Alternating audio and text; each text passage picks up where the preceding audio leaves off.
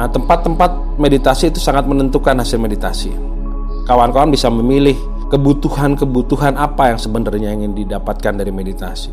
Jika ingin mendapatkan pandangan tentang kehidupan yang luas, pandangan tentang nilai-nilai kehidupan yang demikian dinamis, saya sarankan untuk bermeditasi di pantai. Tetapi jika kita menginginkan sesuatu yang besar, menginginkan sesuatu yang luar biasa, menginginkan perubahan-perubahan yang drastis dalam hidup kita, saya sarankan untuk bermeditasi di tempat yang tinggi.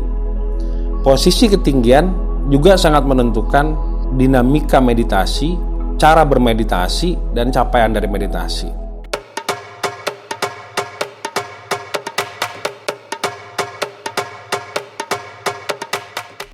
Salam jumpa di Jurnal Hendra. Baik, kita kembali lagi hari ini meneruskan hal yang kemarin ya. Saya akan membahas secara menerus ya. Yang pertama tentang tempat-tempat yang bagus untuk meditasi.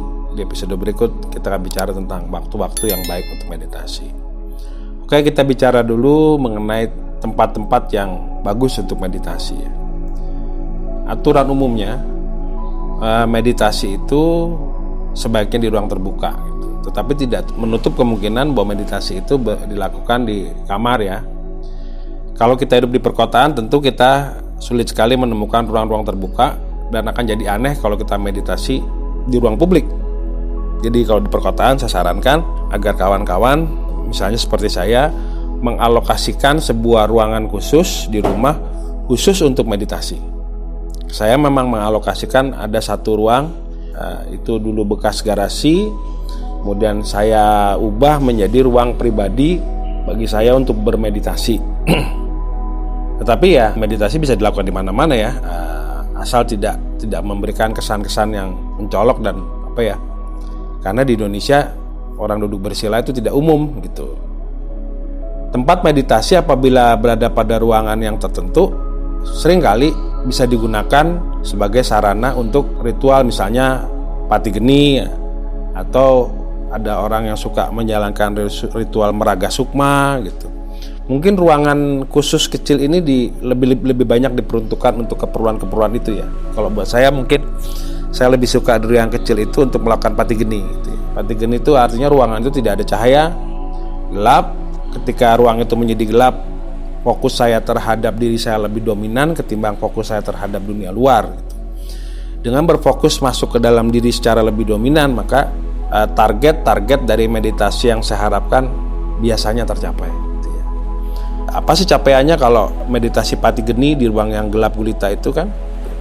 Kita dapat melihat bahwa cahaya, apa yang disebut cahaya itu ternyata bukan hanya cahaya yang bersifat fisik ya.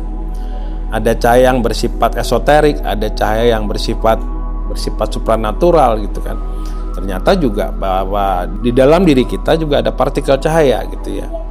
Sehingga pada saat kita bermeditasi, kita bisa melihat sepertinya tubuh kita teriluminasi.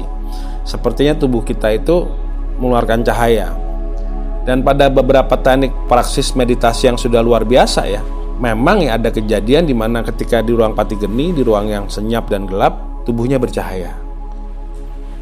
Mitologi berkata demikian, tapi saya juga pernah melihat beberapa praksis meditasi, tubuhnya mengeluarkan partikel-partikel cahaya yang sifatnya partikel cahaya mistis.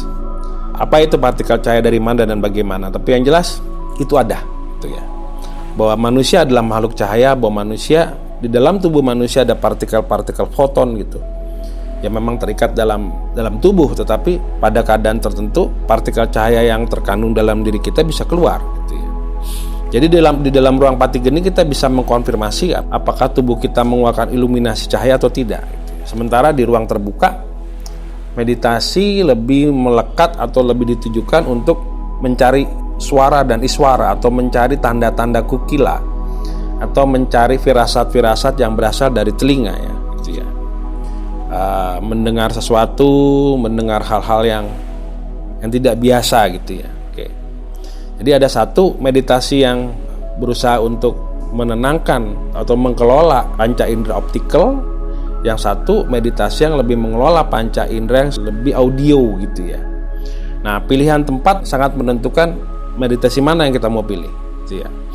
Tapi sekali lagi di perkotaan, di kota besar akan lebih mudah untuk menemukan meditasi di ruang yang tertentu dan ruang yang diperuntukkan, didedikasikan untuk bermeditasi gitu ya. Nah, tempat-tempat meditasi juga mengandung aturan-aturan jika kita melihat dari konsepsi kosmogoni atau tata ruang dalam sudut pandang katakanlah itu Hindu dan Buddha ya. Jadi ada tiga ruang ya. Kamadhatu, Rupadhatu dan Arupadhatu. Buah loka, burloka dan swaloka gitu ya. Jadi ada 3 level tempat di mana kita bisa memilih bermeditasi. Jika kita meditasi di pantai, itu berarti kita meditasi di ruang yang rendah ya, di alam Kamadhatu gitu ya. Kalau kita meditasi di antara ketinggian 500 sampai 600 di atas permukaan laut, itu kita berada pada alam Rupadhatu atau alam burloka. Dan kalau kita meditasi di atas ketinggian katakanlah 2000-3000 meter di atas permukaan laut, kita bermeditasi di ruang swaloka. Posisi ketinggian juga sangat menentukan dinamika meditasi, cara bermeditasi, dan capaian dari meditasi. Paling enak apabila kita bermeditasi di alam swaloka, di puncak gunung gitu ya. Di puncak gunung yang tidak ada lagi ketinggian yang lain, di mana di puncak gunung kita bisa melihat mandala alam semesta, bisa melihat daratan menengah, daratan rendah. Pandangan kita terlepas dari semua halangan-halangan gitu. Bermeditasi pada ruang seperti itu bisa memberikan kita rasa kebesaran, rasa menyatu dengan semesta. Sebaliknya apabila kita meditasi di tepi pantai, di pesisir, maka cenderung pandangan kita kan horizontal ya, sapuannya horizontal. Jadi yang satu kalau kita di atas kita berpikir vertikal, kalau kita ada di laut kita berpikir lateral atau horizontal. Nah, tempat-tempat meditasi itu sangat menentukan hasil meditasi. Kawan-kawan bisa memilih kebutuhan apa yang sebenarnya ingin didapatkan dari meditasi. Jika ingin mendapatkan pandangan tentang kehidupan yang luas, pandangan tentang nilai-nilai kehidupan yang demikian dinamis, saya sarankan untuk bermeditasi di pantai. Tetapi jika kita menginginkan sesuatu yang besar, menginginkan sesuatu yang luar biasa, menginginkan perubahan-perubahan yang drastis dalam hidup kita, saya sarankan untuk bermeditasi di tempat yang tinggi. Kita balik lagi sedikit ya. Jadi kalau kita memilih meditasi untuk pati geni atau meditasi untuk ngeraga sukma, saya sarankan di ruang yang khusus diperuntukkan untuk itu. Karena ruang-ruang seperti ini meditasi menjadi sangat khusus, menjadi sangat spesial ya. Nanti kita akan ngebahas meraga sukma. Jadi kalau kita meraga sukma di ruang terbuka itu sangat berbahaya ya. Karena kalau kita kembali setelah meraga sukma, sukma kita harus mengenali tubuh fisik kita gitu ya. Nah, kalau kita berada pada ruangan yang tertutup atau ruangan yang kita dedikasikan betul-betul untuk meraga sukma, maka insiden-insiden yang negatif itu bisa kita hindari. Nah, itulah tempat-tempat meditasi jika kita tinjau dari capaian, kepentingan, dan bentuknya. Oke? Jadi ada tempat, ada waktu, karena dua hal ini sangat berhubungan nanti. Nah, kemudian kita akan bahas mengenai waktu-waktu tentang meditasi. Sementara waktu, saya menyarankan kawan-kawan untuk mempersiapkan ruang khusus di rumah untuk melakukan meditasi, karena itu cara yang termudah, dan di ruang itu nanti kita akan bisa belajar bareng-bareng dalam praktik-praktik yang lebih mudah kita mengerti dan mudah untuk kita laksanakan. Kira-kira demikian, sampai kita berjumpa lagi dalam bahasan tentang waktu-waktu tentang meditasi. Sementara waktu, demikian.